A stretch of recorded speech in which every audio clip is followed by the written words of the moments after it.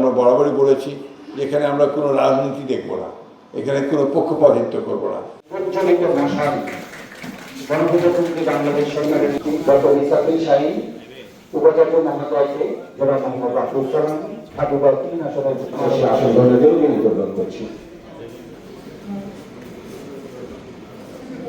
আরো উজ্জ্বল আলোকিত করবে।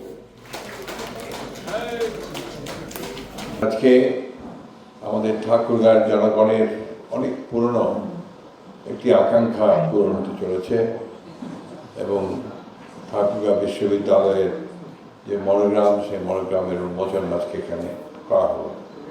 শিক্ষক যে আপনারা নিয়োগ করবেন সেটা যেন আমরা বরাবরই বলেছি যে এখানে আমরা কোনো রাজনীতি দেখব না, এখানে কোনো পক্ষপাতিত্ব করব না, এখানে আমরা সবচাইতে মেধাবী যে ব্যক্তি তাকে আমরা এখানে নিয়োগ দিতে চাই। এটা আমাদের কমিটমেন্ট টু অল পিপুল। এটা ভাইস চ্যান্সেলর সাহেবকে সেই কথাটা আমি খুব পরিষ্কার করেই বলেছি।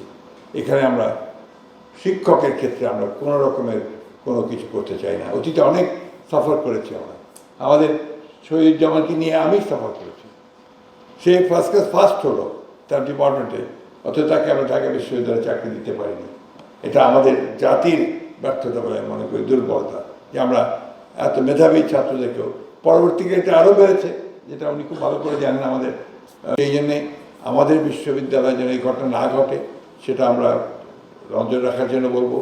আর একটা জিনিস যেটা আমরা সবসময় চাই যে এখানে শুধু যেটা কথাটা বললেন যে এখানে শুধুমাত্র যে লেখাপড়া হবে তাই না, এখানে যেন গবেষণা হয়, এখানে যেন চর্চা হয় জ্ঞানের, এবং এটাকে যেন ছড়িয়ে দেওয়া যায় সবখানে, সেই কাজটা আমাদেরকে করার চেষ্টা করতে হবে। আমি নিজে একজন শিক্ষক মানুষ ছিলাম, আমার শুরুটা শিক্ষকতা দিয়ে, এবং আমার এখনও মনে হয় আমাকে যদি কেউ জিজ্ঞেস করে যে আমি অনেকগুলো পেশায় ছিলাম, কোন পেশাটার মধ্যে তুমি সবচেয়ে এনজয়, আমি সরাসরি বলবো যে আমি শিক্ষকতাই সবচেয়ে বেশি এনজয় করেছি। কারণ আমার কাছে মনে হয়েছে যে এর চেয়ে ভালো জায়গা আর হতে পারে না যে নিজের চিন্তাগুলোকে ডিসেমিনেট করা একটা ইয়াং পিপুলের কাছে, যারা এটাকে আবার ছড়িয়ে দিতে পারবে। এই জন্যই আমার কাছে মনে হয় যে এই পেশাটাই সবচেয়ে ভালো পেশা।